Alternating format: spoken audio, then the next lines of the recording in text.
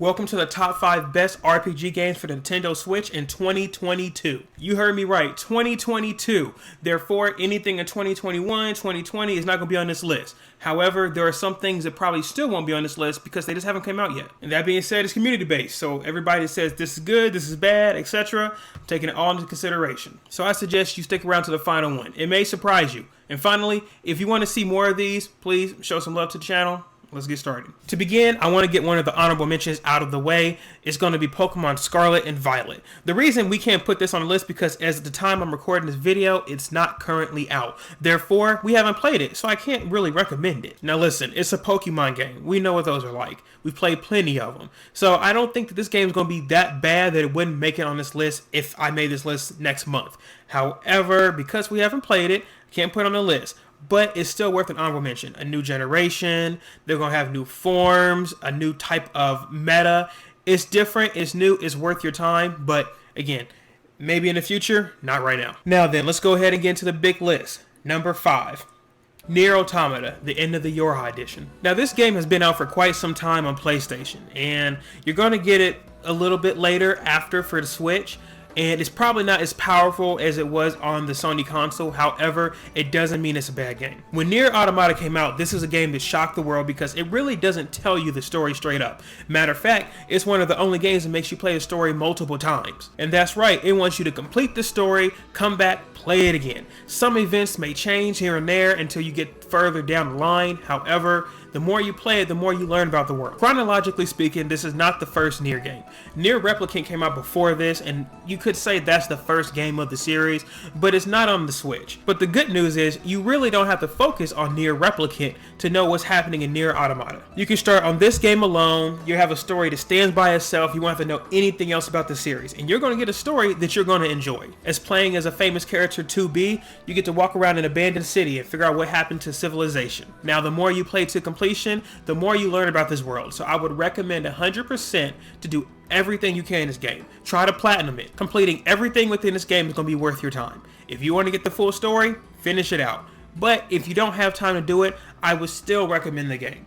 Check it out. Now in the number 4 spot, I have Triangle Strategy. In Triangle Strategy, you'll be playing as a young prince named Sarah Noah. Your main goal is to keep your nation safe from all enemies around you. The cool thing about this game is there's multiple tales. You can choose where you want your storyline to end up. Similar to Nier, this game wants you to play it multiple times. Only difference is you really don't have to. You can really get a full gist of everything going on with one playthrough. However, again, I will recommend you doing it regardless. Since this is a top-down RPG game, you can go ahead and pick what characters you like and put them in a battle. This game really relies on strategy if anything else. You're not going to be button mashing here. Good news is, it's made by Square Enix, and they really know what they're doing with these games. So I suggest you check this one out as well. You may actually enjoy it. Now then, step into the final 3. We have number 3 right here. This is Pokemon Legends Arceus. Now listen, Pokemon Legends Arceus was a breath of fresh air. They finally did something different. This game is very similar to Breath of the Wild. It's different. This is what Pokemon should have been. They take away a lot of the tedious things in the previous games. No more walking inside tall patches of grass and not know what you're going to see. You can actually get hit by a wild Pokemon, which makes sense. And on this whole adventure, you're doing what you usually do. Complete your Pokédex, climb up the ranks. It's fun. It's a breath of fresh air. Now it is true, Pokemon should have been doing this for quite some time. But if this is your first Pokemon game, this is a good place to start off with. I don't know if they're going to do this much more in the main series, so you may want to check this one out. But at last, we have the final 2. And this one was a toughie. I had to sit there and get other people's opinions and look at a community post and etc. what people think about these games. So here are the final 2.